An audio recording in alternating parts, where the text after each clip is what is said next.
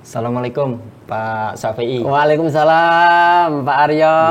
Apa kabar nih Pak Syafi'i ini? Baik, sehat nggih? Alhamdulillah. Mudah-mudahan kita selalu sehat semua.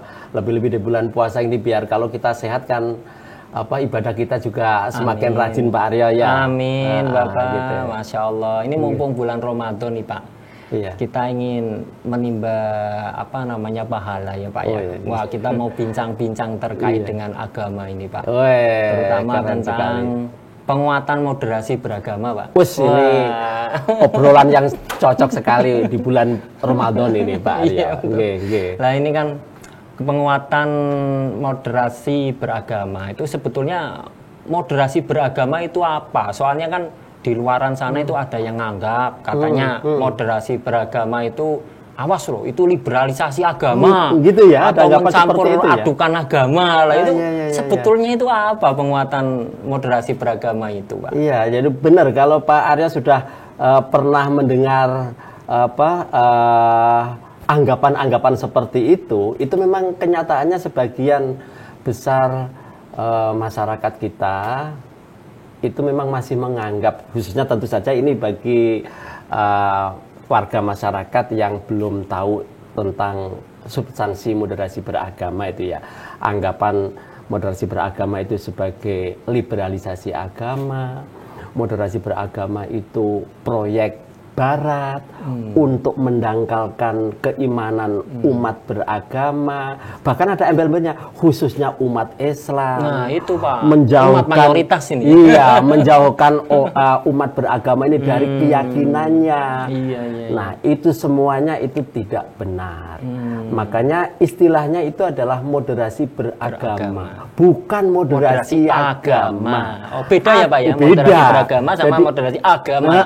Jadi moderasi beragama bukan moderasi agama. Kalau agama itu ya sudah apa adanya yang diturunkan oleh Tuhan, oleh Allah Subhanahu wa Ta'ala melalui nabinya yang tertuang di dalam kitab suci Al-Quran kalau Muslim ya, atau hadis-hadis Nabi atau kitab suci Bible ya, Taurat, Perjanjian Lama, Perjanjian Baru dan seterusnya dan seterusnya. Jadi itu anggapan yang seperti itu sama sekali tidak benar. Dalam konteks kita agama Islam, pemeluk agama Islam, moderasi beragama itu bahkan sebenarnya sudah diajarkan di dalam agama kita sendiri. Kita ada beberapa teks-teks dalam agama kita itu ya yang mengajarkan supaya kita itu berlaku seimbang. Tidak berlebih-lebihan. Itu kan beberapa indikator moderasi beragama itu kan bersikap secara berimbang, tidak berlebih-lebihan.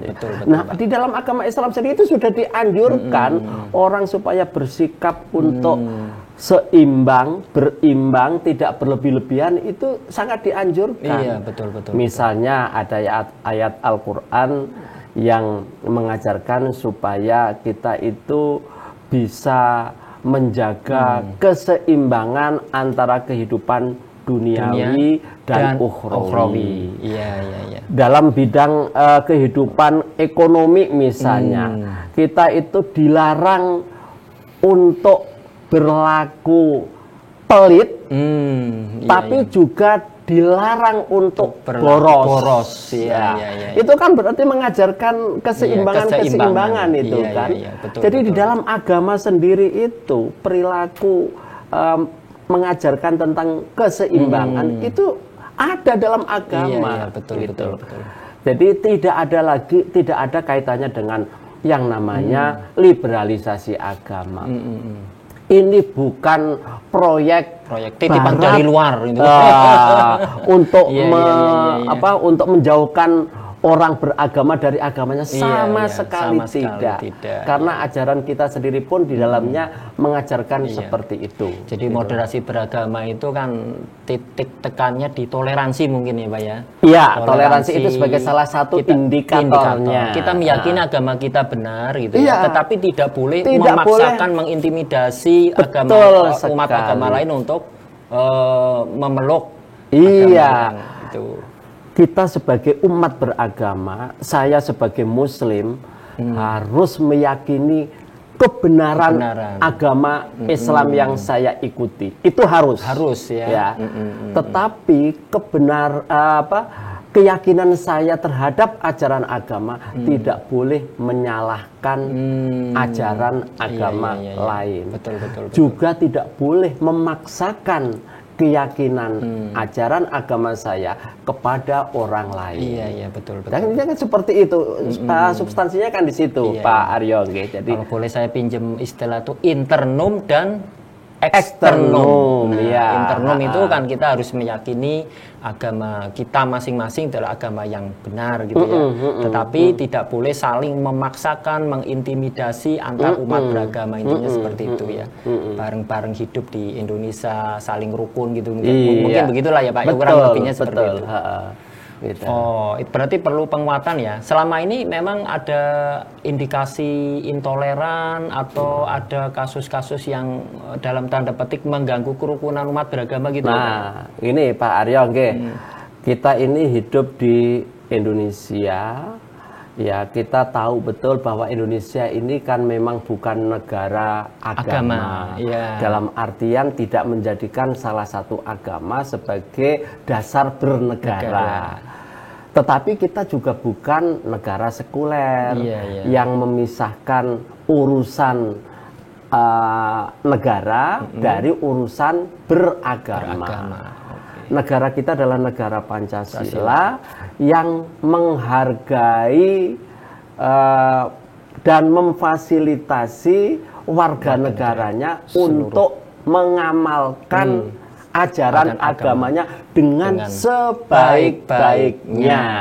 Untuk seluruh umat beragama ini. Untuk seluruh umat beragama. Betul. Nah, karena keragaman kita yang seperti ini, maka kan mutlak dibutuhkan kondisi supaya bisa hidup berdampingan secara damai, supaya mereka itu hidup harmonis. Dengan di antara keragaman pemeluk agama ini. Oleh karena itu dibutuhkan untuk saling toleransi, tidak memaksakan kehendaknya sendiri. Lebih-lebih juga di era sekarang ini kan Pak Aryo, di mana batas-batas orang hidup berbangsa itu sudah tidak ada batasnya lagi kan. Penggunaan teknologi informasi komunikasi yang berbasis internet ini tidak bisa kita halangi. Betul Pak. Ya, semua orang sudah memanfaatkan itu dan sebagaimana pisau bermata dua, internet itu bisa memberikan nilai positif bagi penggunanya, sekaligus juga bisa memberikan negatif kepada pada sisi yang lain juga bisa memberikan hal-hal yang sifatnya negatif. Nah, termasuk juga hal-hal yang menyangkut masalah agama tadi itu bisa masuk melalui internet yang setiap hari kita gunakan ini. Nah, kalau kita bagi kebanyakan orang awam ketika mendapatkan informasi-informasi tentang keagamaan yang tidak mengedepankan sikap toleran tetapi lebih kepada klaim kebenaran subjektif, itu kan berbahaya itu. Itu akan menjadi ancaman, bagian dari ancaman. Padahal kehidupan berbangsa ini harus kita rawat. Itulah pentingnya, maka kita harus selalu meningkatkan kehidupan moderasi beragama ini, Pak Aryo. Oke, Bapak. Berarti siapa sebetulnya yang paling bertanggung jawab untuk menguatkan moderasi beragama ini, Pak? Di RPJMN 2020-2024 itu memang ada salah satu program prioritas,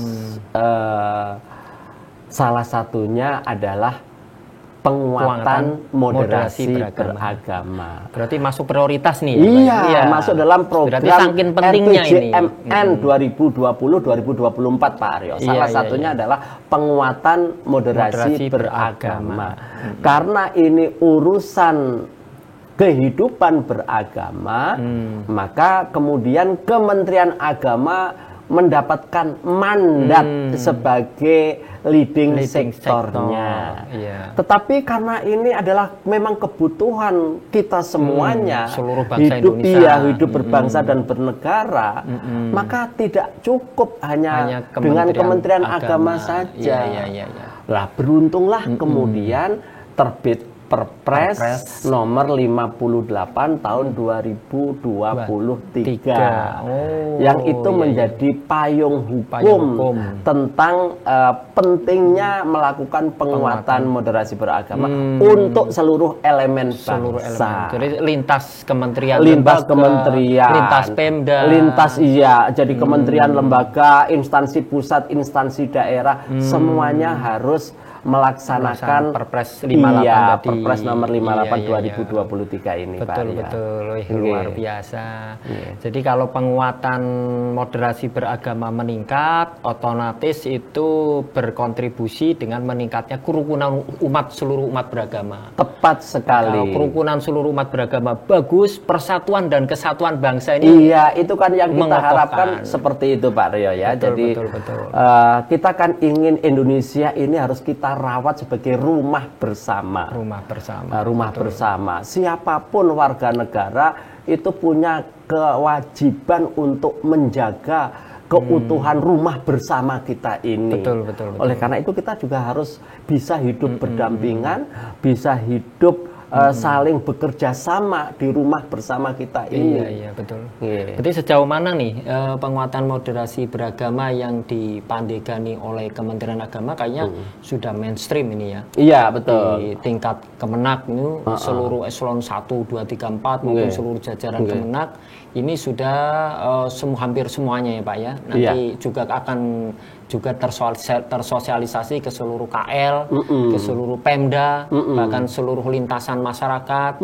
Dan nanti ini butuh kerjasama yang erat nih dengan Kemendagri. Di kami ada FKUB, Pak. Forum Kerukunan Umat Beragama, terus pembauran, terus ada pendidikan wawasan kebangsaan. Di kami ada nanti mungkin selanjutnya mungkin bisa gayung bersambut nih, Pak. Kami tentu saja di Kementerian Agama sangat antusias sekali gitu, Pak Aryo. Jadi sejak ditetapkan di dalam RPJMN 2020-2024 yang mengamanatkan Kementerian Agama sebagai leading sektor terhadap penguatan moderasi beragama ini, maka kemudian kami terus bergerak itu. Jadi sejak 2020 sebenarnya kami sudah mulai di akhir 2018-2019 kami itu sudah memulainya. Kemudian ketika digongin dengan terbitnya RPJMN 2020-2024. Jadi ini memang betul-betul menjadi mainstreaming di Kementerian Agama. Maka semua pejabatnya di semua level, pejabat pusat maupun pejabat yang ada di daerah, kebetulan Kementerian Agama ini kan salah satu kementerian yang sifat organisasinya vertikal ya. Jadi mulai dari pusat sampai di daerah dalam satu komando gitu kan. Jadi semua pejabatnya, kemudian para pemangku kepentingan di Kementerian Agama, tokoh-tokoh agama itu adalah stakeholder kami yang kami nilai mereka adalah aktor-aktor yang potensial untuk bisa menyebarluaskan gagasan moderasi beragama ini, Pak Aryo.